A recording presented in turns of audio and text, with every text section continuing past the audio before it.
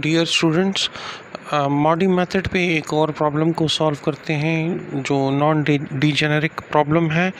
हमारे पास question given है, initial जो ट्रांसपोर्टेशन कॉस्ट है वो गिवन है, डिमांड और सप्लाई गिवन है। अगर आप इस साइड को ऐड कर लें और डिमांड को ऐड कर लें तो ये दोनों आपके पास 215 के बराबर है। That means this is a balanced transportation problem. अब हमने वोगल्स अप्रॉक्सीमेशन मेथड को यूज़ करना है और इस प्रॉब्लम का हमने इनिशियल बेसिक फिजिबल सॉल्यूशन जो है वो कैलकुलेट करना है। तो आप देखें यही टेबल मैंने इधर दोबारा बना दिया है। अब मैं इसको वोगल्स अप्रॉक्सीमेशन मेथड के ज़रिए सॉल्व करूँगा, वोगल्स अप्रॉक्सीमेशन मेथड या पेनल्टी मेथड। तो आप देखें, अगर मैं रो वाइज पेनल्टी कैलकुलेट करना चाहूँ तो इस रो में मिनिमम इज़ 4, नेक्स्ट इज़ 8। 4 और 8 के दरमियान डिफरेंस जो है वो 4 का है। तो मैं यहाँ पेनल्टी कैलकुलेट कर देता हूँ, इनकी पेनल्टी मेरे पास आएगी 4। इसी तरह इस रो में first minimum is 16, the second minimum is also 16।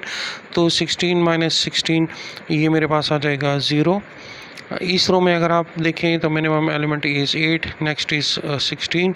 तो 8 और 16 का डिफरेंस मेरे पास आता है 8। अब इस कॉलम में अगर आप डिफरेंस देखें तो 4 एंड 8 का डिफरेंस है तो वो मेरे पास आता है 4। इस कॉलम में 8 और 16 का डिफरेंस है वो है 8, और इस कॉलम में 8 और 16 का डिफरेंस है वो है 8। तो आप देखें इस पेनल्टी में ये जो हमने कैलकुलेट की है इसमें हमारे पास मैक्सिमम पेनल्टी जो है वो 8 आ रही है। इधर भी है, इधर भी है और इधर भी है। अब आपके पास ऑप्शन है कि आप इसको चूज़ करते हैं, इसको चूज़ करते हैं या इसको चूज़ करते हैं। मैं इसको सेलेक्ट करता हूँ। दैट मीन्स कि मैंने पहली जो वैल्यू पुट करनी है वो इस कॉलम में पुट करनी है, और कौन से सेल में, जिस सेल में सबसे मिनिमम वैल्यू है। तो यहाँ 8, 24 और 16, इसमें मिनिमम वैल्यू 8 है तो मैंने इस सेल की वैल्यू पुट करनी है। यहाँ सप्लाई 56 है, डिमांड 102 है, तो आप 56 इसको एलोकेट कर सकते हैं। तो ये 56 आपके पास 0 बन जाएगा, और जब आप 102 से 56 को माइनस करेंगे तो आपके पास आएगा 46। अब ये देखें ये 0 हो गया, दैट मीन्स इस सेल में भी एलोकेशन नहीं होगी और इस सेल में भी एलोकेशन नहीं होगी। अब आपको दोबारा पेनल्टी जो है वो कैलकुलेट करना पड़ेगा। तो अब रिमेनिंग इस सेल की पेनल्टी, इस कॉलम की पेनल्टी कैलकुलेट करते हैं। 16 और 8 का डिफरेंस कितना आ रहा है 8। 24 और 16 का डिफरेंस आपके पास आ रहा है 8। 16 और 24 का डिफरेंस है आपके पास 8। इसी तरह इस कॉलम का डिफरेंस देखें 8 और 16, तो यहाँ पर भी डिफरेंस आपके पास 8 है। इधर आप देखें 16 और 16, द डिफरेंस इज़ 0, और ये तो ऑलरेडी एलोकेट हो चुका है। तो अब आपके पास दोबारा जो मैक्सिमम पेनल्टी है वो आपके पास आ रही है 8। इस दफ़ा मैं इसको चूज़ करता हूँ और लेट्स सी कि हमारे पास रिज़ल्ट क्या आएगा। इस 8 को मैंने चूज़ किया तो मैंने इस कॉलम में एंट्री करनी है। मिनिमम सेल में, मिनिमम सेल ये वाला है, यहाँ मैंने एंट्री करनी है। सप्लाई 77, डिमांड आपके पास है 72, तो मैं 72 इसको एलोकेट कर सकता हूँ। ये 72 जो है ये 0 हो जाएगा, ये 77 मेरे पास 5 रिमेनिंग हो जाएगी। ये 0 है तो ये सेल क्रॉस होगा, अब इसमें एलोकेशन नहीं होगी। इसके बाद मैंने फिर पेनल्टी कैलकुलेट करनी है। तो आप देखें ये सेल 0 हो चुका है तो इसकी पेनल्टी अब नहीं होगी। इधर कैलकुलेट करूँगा तो 24 और 16 का डिफरेंस मेरे पास 8 है, 16 और 24 का डिफरेंस 8 है, यहाँ पर 16 और 24 का डिफरेंस 8 है, यहाँ 16 और 24 का डिफरेंस 8, और ये ऑलरेडी हो चुका है। ठीक है, अब तीसरी बार आप देखिए मेरे पास दोबारा पेनल्टी मैक्सिमम 8 आ रही है, तो इस बार मैं इसको चूज़ कर लेता हूँ। ये आप इसको भी कर सकते हैं सेलेक्ट, इसको भी सेलेक्ट कर सकते हैं, इसको भी सेलेक्ट करते हैं। तो मैं रैंडमली इसको सेलेक्ट कर रहा हूँ, लेट्स सी कि रिज़ल्ट क्या आएगा। तो अब मैंने इस रो में एंट्री करनी है, जो मिनिमम सेल होगा वहाँ पर। तो 16 और 24 में मिनिमम 16 है तो यहाँ एंट्री करूँगा। डिमांड 41, सप्लाई 82, तो मैं 41 इसको एलोकेट करूँगा। ये 41 0 हो जाएगा, ये 82 की बजाय 41 रह जाएगा। जब ये 0 हो गया दैट मीन्स इस सेल में एलोकेशन नहीं होगी।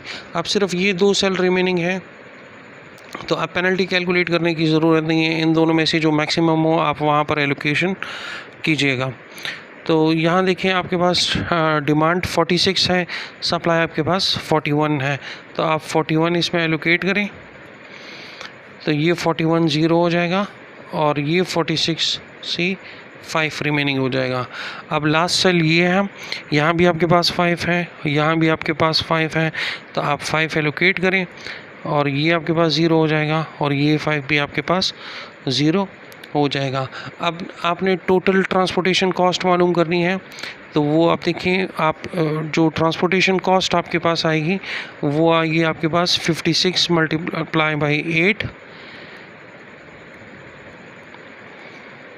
Plus 41 multiply by 24 plus 41 multiply by 16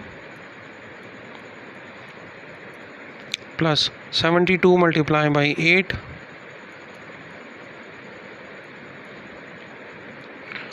plus 5 multiply by 16। जब आप ये सारी कैलकुलेशन कर देंगे तो आपके पास ट्रांसपोर्टेशन कॉस्ट जो आएगी वो आएगी 2744। ठीक है जी, तो ये हमारा इनिशियल बेसिक फिजिबल सोल्यूशन जो है वो कैलकुलेट हो गया। अब हमने चेक करना है कि क्या हम इस सोल्यूशन को मज़ीद ऑप्टिमाइज़ कर सकते हैं कि नहीं। वो हम करेंगे यूजिंग मॉडी मेथड या यूवी मेथड के ज़रिए। यूवी मेथड का जो पहला स्टेप है वो आपने देखना है कि नंबर ऑफ़ एलोकेटेड सेल्स जो हैं क्या वो और m+n-1 ये बराबर है कि नहीं। तो अगर आप इस क्वेश्चन में देखें आपके पास एलोकेटेड सेल्स जो हैं वो कितने हैं, वो 1 2 3 4 एंड 5 आपके पास एलोकेटेड सेल्स हैं और 3 आपके पास रोज़ हैं और 3 आपके पास कॉलम्स हैं।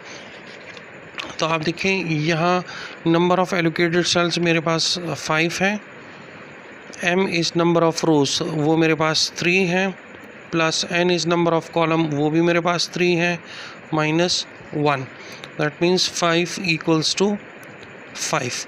जब ये दोनों बराबर हैं that means this given problem is non डिजेनेरिक।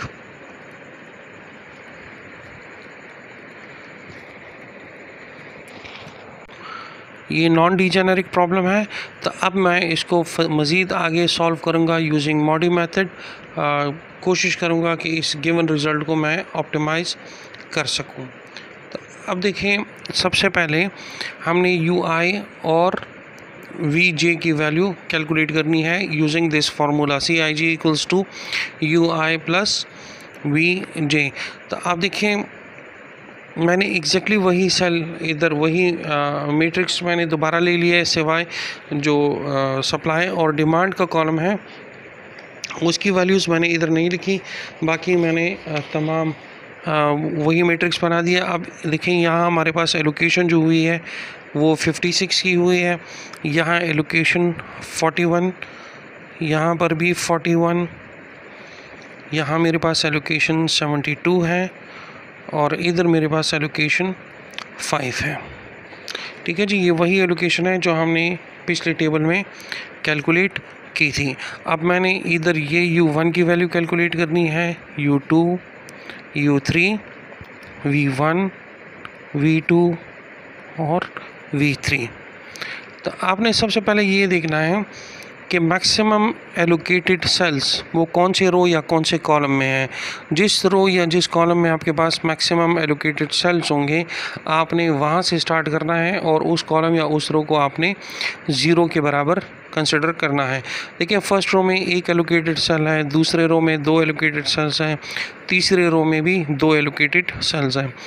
पहले कॉलम में 1 एलोकेटेड है, दूसरे कॉलम में 3 एलोकेटेड सेल्स हैं और तीसरे कॉलम में 1 एलोकेटेड। तो मैक्सिमम एलोकेशन इस कॉलम में है 3, तो मैं V2 को जो है 0 कंसिडर करूँगा।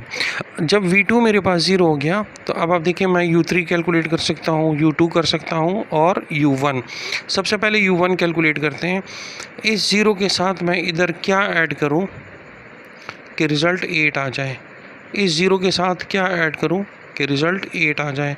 तो अगर 0 के साथ मैं 8 ऐड करूं तो ये 8 के बराबर होगा। सेम यूटी के लिए आप देखें, इस 0 के साथ मैं क्या ऐड करूं कि रिज़ल्ट 24 आ जाए, तो ये आ जाएगा 24। सेम इसी तरह U3 के लिए 0 के साथ क्या ऐड करूं कि रिज़ल्ट 16 आ जाए, तो ये आ जाएगा 16। अब इसी तरह V1 और V3 को भी कैलकुलेट करना है। देखें, ये एलोकेटेड सेल्स हैं, ये सेल है और आपके पास U2 की वैल्यू है 24। अब 24 के साथ मैं क्या ऐड करूं कि रिज़ल्ट 16 आ जाए। देखें, 24 के साथ क्या ऐड करूं कि रिज़ल्ट 16 आ जाए। तो अगर मैं 24 के साथ -8 कर लूं तो रिज़ल्ट 16 आ जाएगा। ठीक है। अब इसी तरह V1 कैलकुलेट करना है। तो आप देखें, 16 के साथ मैं क्या ऐड करूं कि रिज़ल्ट 8 आ जाए। तो अगर मैं 16 के साथ -8 ऐड कर लूं तो रिज़ल्ट 8 आएगा। तो जो पहला स्टेप था कि आपने UI और VJ की वैल्यू मालूम करनी है, तो UI और V की वैल्यू हमने कैलकुलेट कर दी है। अब ये जो अनएलोकेटेड सेल्स हैं, ये 4, this one, this one, this one and this one, अब इसको हमने सॉल्व करना है। इसकी हमने पेनल्टीज़ कैलकुलेट करनी है। तो वो पेनल्टी कैलकुलेट करने का ये एक फार्मूला गिवन है, PIJ = UI + VJ - CIJ। अब देखें, ये जो पहला सेल है, this is first row first column, that means P11। तो अगर मैं इसकी पेनल्टी कैलकुलेट करूँगा तो वो मेरे पास हो गया P11। ये किसके बराबर होगा? U1 + V1 - C11। इसमें अब आप वैल्यू पुट करें तो आप देखें, U1 की वैल्यू आपके पास क्या है? 8। तो यहाँ आपके पास आ जाएगा 8। उसके बाद V1, तो V1 की वैल्यू आपके पास है -8 माइनस C11 की वैल्यू ये गिवन है 4। तो जब आप इसको सॉल्व करेंगे P11 को, तो आपके पास रिज़ल्ट आ जाएगा -4। ये आपके पास पहली पेनल्टी आई है for the first unallocated cell. इसी तरह आप देखें, आपके पास दूसरा अनएलोकेटेड सेल जो है वो ये सेल है, फर्स्ट रो थर्ड कॉलम। तो इसको कैलकुलेट करते हैं। देखें, P13 के लिए that means U1 + V3 - C13। तो अब यहाँ पर आप अगर वैल्यूज़ पुट करते हैं, P13 U1 की वैल्यू आप देखिए आपके पास क्या है 8, तो इधर U1 की जगह आप पुट करते हैं 8। V3 की वैल्यू आपके पास क्या है -8, तो यहाँ आ जाएगा -8, उसके बाद माइनस, और C13 का सेल, तो आपके पास ये वैल्यू गिवन है 8। तो इधर आप C13 की जगह अब आप पुट करें 8। जब आप इसको सॉल्व करेंगे P13, तो इसकी वैल्यू आपके पास आ जाएगी -8। सेम यही फार्मूला यूज़ करते हुए, यही तरीका यूज़ करते हुए आपने इस अनएलोकेटेड सेल की वैल्यू को कैलकुलेट करना है और इस एलोकेटेड सेल की वैल्यू को कैलकुलेट करना है। देखिए स्टूडेंट्स, जो अनएलोकेटेड सेल रह गए थे उनकी पेनल्टी भी मैंने कैलकुलेट कर दी है। P21 की पेनल्टी मेरे पास आ रही है 0 और P33 की पेनल्टी मेरे पास आ रही है -16। तो आप देखिए चारों पेनल्टीज़ हैं वो आपके पास 0 और <0 है। ये -4 है, -8, 0 एंड -16। जब अनएलोकेटेड सेल्स की पेनल्टी आपके पास तमाम नेगेटिव या 0 हो, दैट मीन्स कि आपने जो इनिशियली रिज़ल्ट डिराइव किया है वही आपके पास ऑप्टिमल रिज़ल्ट है। ये आंसर या ये सॉल्यूशन मज़ीद ऑप्टिमाइज्ड नहीं हो सकता। हम इसको कब ऑप्टिमाइज़ करेंगे?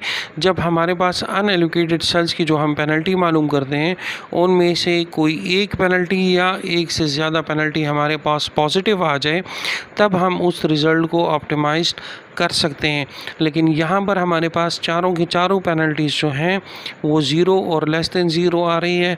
दैट मीन्स कि हमने पहले जो सॉल्यूशन निकाला था इस प्रॉब्लम का यूजिंग वॉगल्स अप्रॉक्सीमेशन मेथड, जो हमने ट्रांसपोर्टेशन कॉस्ट निकाली थी 2744, यही 2744 इसका ऑप्टिमल रिज़ल्ट है। इसको हम मज़ीद ऑप्टिमाइज्ड नहीं कर सकते।